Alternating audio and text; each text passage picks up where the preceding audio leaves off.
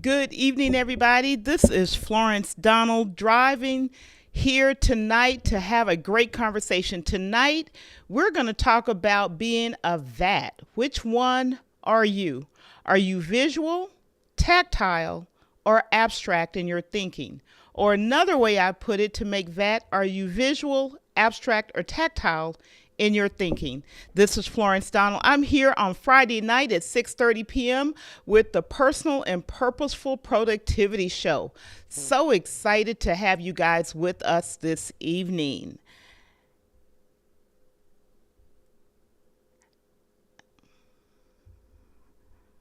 And so we're going to get right into the content tonight because I'm trying to figure out why it's not showing. Hold on.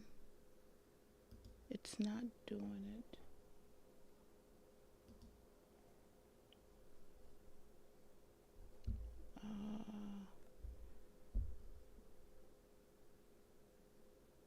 Okay, we're going to keep going here. I'm going to try to fix myself because I've done something strange. But I hope you guys see me, but I don't see it. If somebody can see me, let me know because I'm not sure what's happening here with this computer. Okay, great. Hello, family. Seeing you guys join. So excited to have you. If you can see me, I'm going to reach out to you.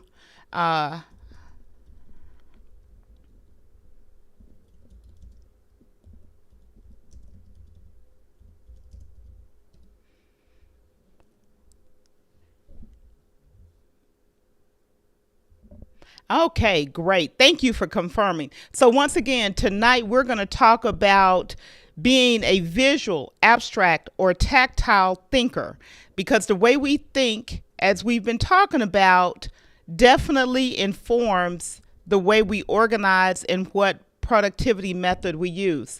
There are lots of methods out there. So, the first question, y'all know I like to ask you questions too, and I like a system.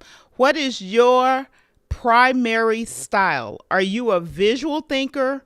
Are you an abstract thinker? Or are you a tactile thinker? Little secret about me, I actually am all three. And when I really started to study this and learn, the reason I flow so well between different systems is because I'm all three. I'm more visual and abstract than tactile, but I'm actually all three. So decide which one you are tonight as we get into knowing what we are. So let me just say good evening to a couple of folks who have joined us. Y'all know I'm going to start with none other than Mr. Walter Strong here with us this evening. Thank you for saying good evening, and we are surely ready for some great information tonight and a great conversation. And again, thank you. We also have Miss Felicia Curry here with us this evening. Glad you were able to join us. And we have my best friend in the world, Frank Jackson, here. So great. I want y'all to be in the conversation tonight. So let's go ahead and figure out what these things are. If you are a visual thinker, wait for Frank to get off the screen here. There you go. You prefer maps more than written or verbal instructions. That is, you're the person who, so show me a picture.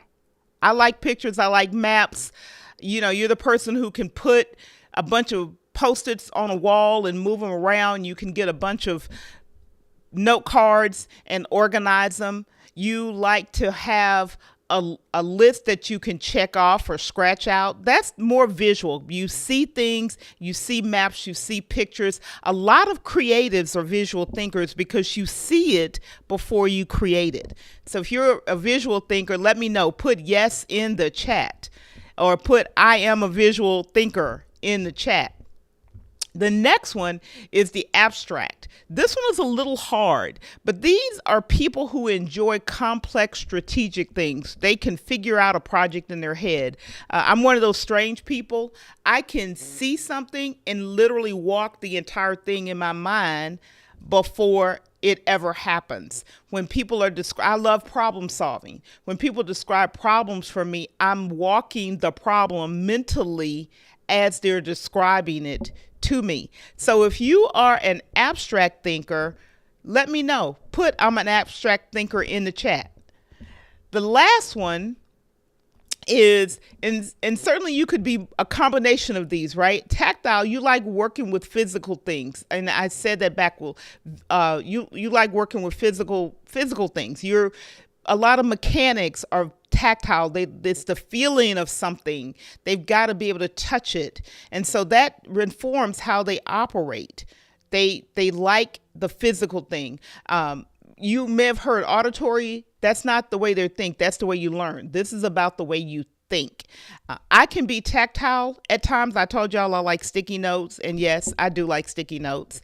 And I do like my notebook. So that's the tactile part of me. The visual part of me, however, I like plans and maps and systems in an organized way. And then the abstract part of me is that I can really just plan a project in my head, big projects in my head before I ever get to execution and work them out. So whichever one you are, go ahead and put it in the chat. Let me know which one you are. I would love to know that. And if you're not here with us in the live tribe tonight and you're with us on the replay crew, put it in the comment and answer the question for yourself. Which style thinker am I? What's my primary? Am I visual? Am I abstract? Or am I tactile? And the fourth one, am I all three? Am I truly a vat?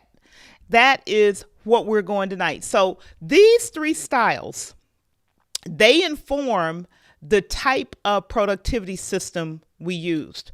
A few weeks ago, we talked about there are lots of systems out in the market. And we've probably heard of most of them. Many of us may use pieces of them. But what became clear to me was I had to figure out when to use which one and why I was using it that way. And that's what we're going to talk about tonight a little bit. So to dive right into it, the styles, this may be a little difficult, and if you want a bigger list, I'll make sure I get it to you. I'll tell you how in a little bit. But which method do you like, you use? If you're visual, things like the Moscow method may work for you. The personal Kanban method works for you. Getting things done work for you. Systemists work for you. There are others which I'll go into. If you're abstract, Eat That Frog definitely works. Talk about doing the most difficult thing first. The SMART system, which everyone quotes when they say you want to develop goals. But that's an abstract way of thinking. The biological rhythms, which I talked about, your energy level. If you follow that method, that's abstract thinking. Again, Getting Things Done falls in. You'll find a secret here. Getting Things Done. You've heard of it by David Allen. The book, he's now in the second version of it. But that book crosses all three, which is one of the things that makes it such a powerful, powerful method of working.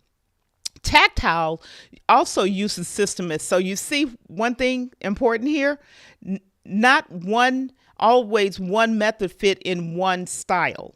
Some of the methods cross styles. Most of the methods cross styles. So you could be visual and tactile and use the same system and it would work for you, or the same method and it would work for you. The biological rhythm also works for tactile people. The medium method, which many may not be familiar with, this is one that I remember when I tried it, I was but it's actually a book, a journal that came out several years ago. There's a website. If you just look up medium method, you'll see it. And it has to do with being able to take notes and put action plans and draw maps on the same page and draw doodles on the same page. So which method are you? We're going to go on because there are actually more that fall in. The others are medium falls into visual. Imagine. And personal Kanban, which is visual, also falls into tactile. Time blocking falls into visual. Don't Break the Chain, the one that we all heard about with Jerry Seinfeld first, is visual. You get a calendar, a big one, a small one, doesn't matter, and you just X off as you do something. This one is really great when you're looking to develop a habit because you can visually see It's really good for habit trackers because you can see when you move forward and when you've broken it, when you've stopped executing that habit. Eisenhower matrix, again, is visual. It's a 4x4 grid. Most of us heard about it when we were reading 7 Habits of Highly Successful People by Stephen Covey, but you may have heard of it if you just did a lot of historical reading. Dwight D. Eisenhower, it's where it comes from. The to done and to don't. This one is interesting because it says, make a list as you complete things every day. After you did them, you write them down. And then you also make a list of things that you're not going to do or things that you won't do or don't do. Agile is used a lot in project management. It's being very flexible. You don't make plans all the way to the end and you're just really mobile with it. You're making decisions as you go. The action method is another one. And again, time blocking falls into abstract as well, which I find very interesting. So which style are you? Which method do you tend to follow? Put it in the chat, and while you're putting it in the chat, go ahead and hit that like button while you're in there too. And if you're not in chat with us this evening and you're just hanging out listening, great. I love having you here. This is a conversation. You'll get the most out of it if you join us in the chat and join the conversation. Y'all know I don't like one way. I like y'all talking to me because that's how I know whether it's resonating, and I also know whether you have a question. While we're waiting, go ahead and put that in. And also, if you have a question, put a Q colon in front of your question and ask your question, because we definitely want to get your question answered. This is not going to be, this is not super complicated. If you think about this, this is a lot of methods of productivity systems, and you can combine them. So later on in a future episode, I'll dig into a few, not all, into detail on how a few of these work. But I want to know what you use today as your primary method so that I know where I can help you. And if that's resonating with you, yeah, hit the like button. Put a comment in. Let me know how it's going for you. If you're getting value today, I want to know that the information we're sharing and the conversation we're having is valuable to you. Now, of course, it would not be YouTube if I didn't ask you to subscribe to the channel. I also going to ask you, please share it on your social media, Facebook, Instagram, LinkedIn, Twitter, all those new ones that are out there in Discord channels, and ask your questions. Let me know what your questions are. If you're looking to subscribe, you can go to youtube.com/@Equip Institute to find the channel. And we're here every Friday night at 6:30, sharing with you. So great. I want to talk a little bit about how a few of these work for you, even tonight. And I'm going to talk about the personal Kanban because that is one that a lot of people gravitate to. And I'll talk about a little bit of systems. If you like Kanban style, like Post-it notes in a column, you can use there are applications. I know y'all said I said no applications, but you do at some point you're going to deal with applications. And this is where you can use something like Trello, a great tool for that. You could build one in an application like Notion. Works really well. You could, if you are on a corporate system, you could use the Microsoft To-Do application or the Microsoft Task by Planner application. Those tend to follow that personal Kanban style of organizing your plans, your action trackers, and collaborating with other people. Eat That Frog is one that you can really just use on paper. You can use in any system because it does not talk about, it's not a particular application that goes with it. It's just saying, decide what your most difficult action is in the morning and tackle that first before you tackle anything else. What's the hardest thing you have to do? Do that first. When the Franklin Covey system was really hot and heavy, that was one of the principles that they espoused. They didn't call it eat that frog, but there was a principle that they said put the large rocks in first and then fill in the bucket, if you will, with small things around it. If you put the small things in first, you eat the small frogs, or you don't eat any frogs, then you're never going to get to the big things. So you can think about it from that standpoint, the big things that you've got to do today, and then fill in with the smaller things that are on your action tracker. This one also came out of a book that we like. Moscow, this is one is would have, could have, should have, and must. We can woulda, shoulda, coulda ourselves to death. I actually don't use this one at all because this the concept of woulda, coulda, shoulda just it does something. It makes my teeth hurt. Yeah, it makes my teeth hurt. So I don't use that one.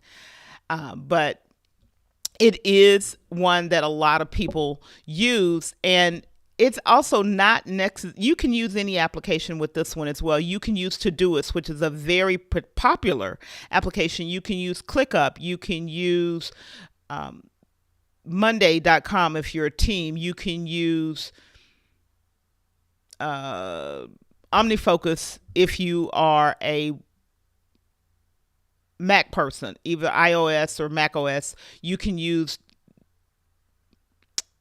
Remember the Milk. My brain is frying right now. All of those will work with this system. If you're using time blocking, that's really where you use your calendar. Google Calendar, Microsoft Calendar, whatever, your Mac calendar on your computer, your Windows calendar on your computer, on your phone, wherever you use your calendar, where you theme your day, you theme certain parts. So you always do certain things at certain times, and you time block what your day looks like. I shared that I color code, and I do a little bit of this because I have things that I bake into my calendar every week, and they're really, for the most part, not movable. And they are there and they're put in, and I know it, and I make other things fit around them. So if that's something that you do, that's time blocking for you. You can use, again, any system that you want. Tonight, we've had a great time talking about these, but I want to get some questions out here. I don't see anybody putting questions up, but if you got questions, put them out. Frank, I'm going to just give you a shout out here because you said you are a visual thinker. And okay, awesome. And Felicia said she's a tactile thinker. If anybody else want to put and Joshua said he's definitely a visual thinker. Yes, you are super creative. So you are a visual thinker. That is really what you think about. Just put some thoughts down. How do I look at information? And if you're visual, you like maps and drawings and things, that's okay. Use it. Just to summarize, use the way your brain functions naturally instead of working against the way your brain works. Because when you work with it, it reduces stress and you can get more done because you're not having to fight who you are naturally. If you are an abstract thinker, this one is a little bit more complex, and I don't think a whole lot of people fall into this category that I know of. But if you are, again, we'll find a system. If you need help finding a method or defining a method that works for you, let me know. You can email me. You can also, y'all, I got buy me a coffee. So you can go to buymeacoffee.com/Equip Institute. You can let me know there that you want some help. I'll definitely work with you to help you iron out which type of thinker you are, and then which system or which method or methods will work for you, because sometimes you will blend them together depending on what you're doing. If you are tactile, again, work with it. Don't fight against it. Don't create friction for yourself. And if you need help, go ahead and let me know. I will definitely work with you. I will talk with you. I will share anything that I've done. I've tried just about every system that I shared with you. All these systems, I've used most of them, and some of them I still do. So, for example, I use the Pomodoro technique sometimes when I've got very specific things I need to get done, which is an abstract way of functioning, but and it's visual because I can put that timer on. I know in 25 minutes, I'm going to work for 25 solid minutes, and then I'm going to take a 5-minute break. And then I'm going to come back and I'm going to do it again. Doing that for two or three sessions, you can accomplish a lot because it focuses your mind just on what it is you're working on at that given time, and you block out everything else. So again, like, subscribe, comment, and share with your social media network. We are here every Friday night for the Personal and Purposeful Productivity Show, and I am enjoying the conversations. If you have not hit that like button on YouTube, go ahead and hit the like button. If you have not commented and you're part of the live tribe, leave a comment, leave a question. I am hot as all get out, y'all. And if you're part of the replay crew, when you're listening, go ahead and put a comment in so that I can get back to you and respond. And if you need my help, go ahead and put a note in Buy Me a Milk, and I will definitely reach back out to you. I've got a little bit of time here, so I'm going to see if anybody has raised any questions tonight. And I don't see any, but I'm going to double check. And if there are, we'll definitely get to it.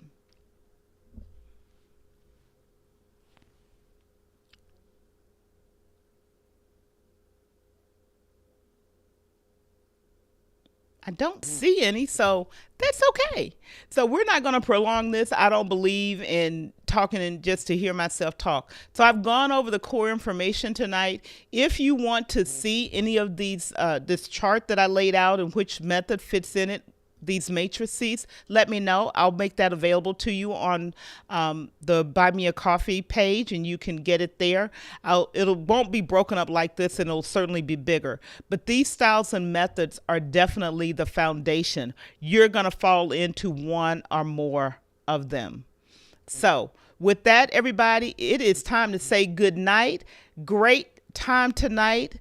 I have enjoyed being here with you all. I have enjoyed sharing this information just to open your thinking a little bit so you can start to drill down into what type of system you use and what works for you a little bit more. Your brain dumping. Now you've got to put it someplace and you've got to organize it. You organize the brain dump, and then you're going to get to your action tracker. Which action tracker are you going to use? And that way you can be sure that it's working with you and not against you. With that, have a great weekend. Good night, everybody.